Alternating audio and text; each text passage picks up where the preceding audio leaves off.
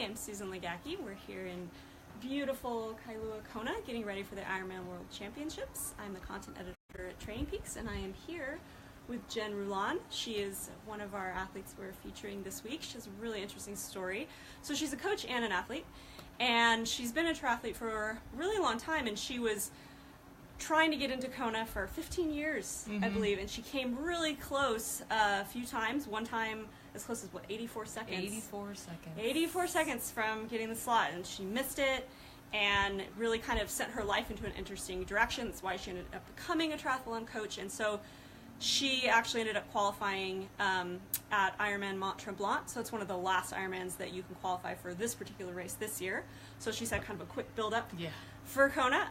So, Jen, let's get into this. So you were obviously trying to get into Kona for a while. Correct. And you sort of dialed in your training the last few years. So what was kind of the biggest change that you made that sort of made you kind of cross that line to being able to get your slot? Yeah, you always hear from the pro athletes, bike for show, run for dough. And I really felt that my coach and I actually focused on the run, and I felt like I was able to have a steady swim, strong bike, but then the run was my jam. And I love running, which is so funny because I hated it back in the days, but I just absolutely love it. And so I think finding the run and just learning how to run off of a bike, but being smart on that bike. And then a huge role for me was nutrition as well. Nutrition was huge as well, just because, if you don't have your nutrition that day, then, you might be in the bathroom, you might be getting rid of things, you might be walking. So I think there was a couple twofold, but definitely the run, focusing on the run and the nutrition aspects.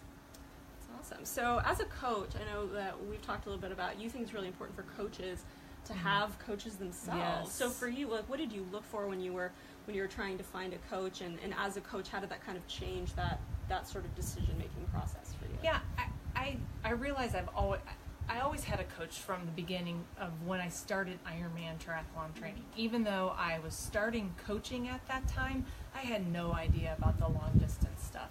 So I found Brandon Marsh, my coach, in 2002, 2003, very reputable athlete himself, and then he had coaches as well, so I figured, I'd be learning from Brandon along, almost like a mentorship when it came to coaching.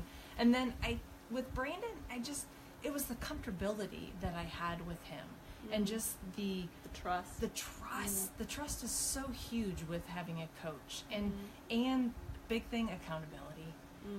It's just when you wake up and you look at Training Peaks and you see, okay, this is what I have to do today. This is what I have to do today, plain and simple. I don't try to move things around and adjust because Brandon and I have that bond. I tell him what's going on this week, what's happening, and then when I see red in Training Peaks, it drives me crazy. Right.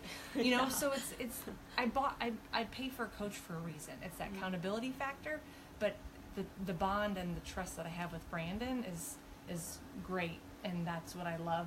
Also, that I try to imply as well with my athletes.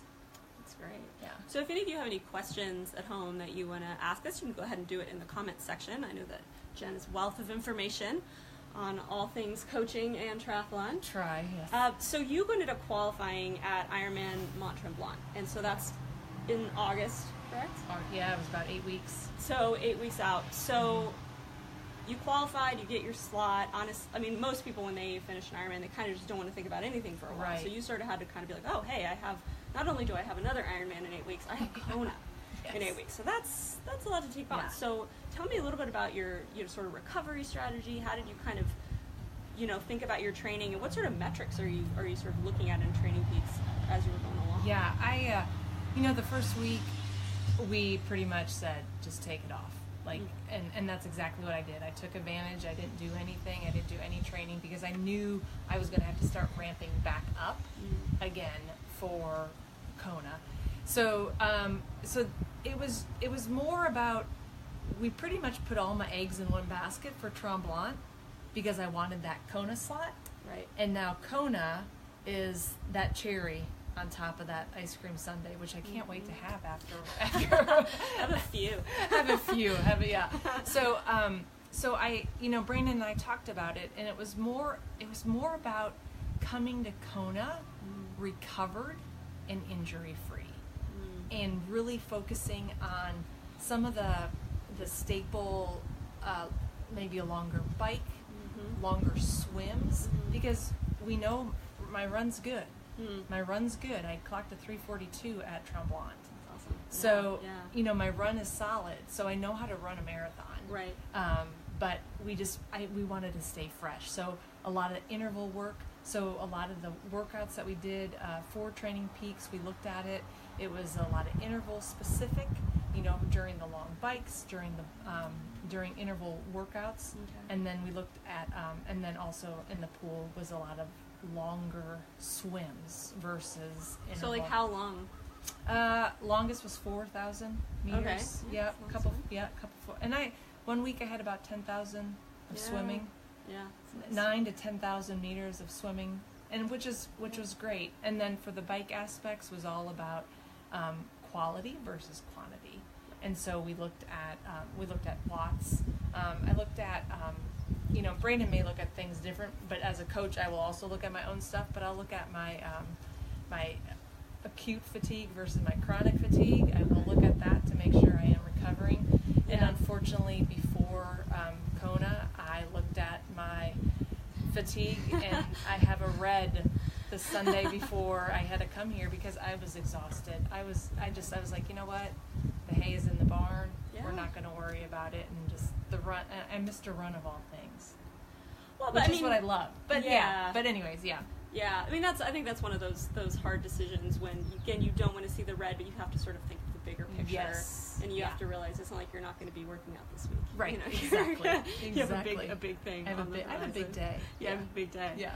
Yeah, that's awesome. So another little interesting part is that you and your husband, both you and your husband qualified at Ironman Mont Tremblant. So you have triathlete husband. Yes. You are triathlete yourself. So how do you sort of attack that kind of, balance between, do I let him go do his rides? Do we need to leave each other alone this week? Are you guys kind of approaching the race in the same way? How do you kind of handle that as a couple? As a couple? Well, first of all, we don't have kids. That helps. We have fur babies, if that counts. He is my yin to my yang, where I'm the yang. Or, he is the calm nature, very... just like Jen, stay off your feet. Like, don't worry about, like, your priority is hitting that water on Saturday. Mm-hmm. Whatever you have to do this week is secondary to what's going to happen on Saturday. But we if we have to use like the Smart Trainer, maybe for one day, I will try to get my workout done during the day while he's working. At his, at the job. Right. And then for me, since I am a coach, I do have that flexibility. So I try to get most of my workouts done before he has to start his in the evening. Okay. So like it's the balance. It's definitely the balance. And, like this week, he, we'll run separately. We'll start our runs together, but he's a lot faster than I. So, we just, we'll start and then, hopefully be at the end together and then whatever, but it's for like just this week, and like we'll probably start, he'll go swim, then I'll go swim, type of things like that. So you're kind of spacing them out so you can each kind of have your alone time for sure. And then and I'll probably go down and swim with him, and then I'll just hold his stuff and vice versa and stuff like that. So, and there's times if we have an opportunity, we'll go out and ride together or swim together, but it's just, it's about the balance and just... Yeah, there's a lot of tensions this week, I would imagine. Yes. So you have to kind of play those out. Yeah.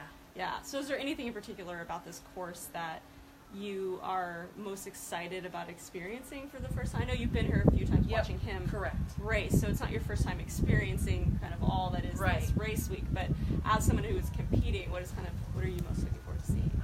Running down a leaky drive. Yeah. Like, I get emotional. I get emotional just thinking about it. Like that's what I've been trying to get since 1989. You know, Wow, I mean, yeah. it's just, and you see, like but then you would see all the pros running down that aisle, and then down Ali'i Drive, but then you would see, you know, the 1650 people running down. And it's that magical moment of that dream that I've had since 1989. Yeah, that goal realized. That goal. Yeah, And even that's awesome. today when I was running down Ali'i, I was like, I'm here. Yeah. I'm here. And you know, even though we were here last year and my husband was doing it, it wasn't the same. Right. It was I was running down Ali'i Drive. I was excited, Right. but it wasn't the same because now I'm actually participating in it. That's awesome. Yeah. And then I get to see the fishes. I can't wait for the blue water. I'm afraid I'm going to be like diving down to go check out the fish, but I'll do that pre-swim. Right. Right. Yeah. Not on race day. Right. That's awesome. Yeah. So, if any of you guys have any questions, you can continue to ask them in the comments. We can have Jen answer them later. And if you want to learn more about Jen Rouland's story, as well as learn some of her run workouts that she did to actually improve her marathon time, you can go to our Kona page. It's trainingpeaks.com/Kona and look up Jen Rouland. And we're going to have another Facebook Live here a little bit later on today at 1:30 p.m. Hawaii time with Eduardo Maggiora and his coach, Michael Lovato. So go ahead and come back for that, and we will see you later. Thanks.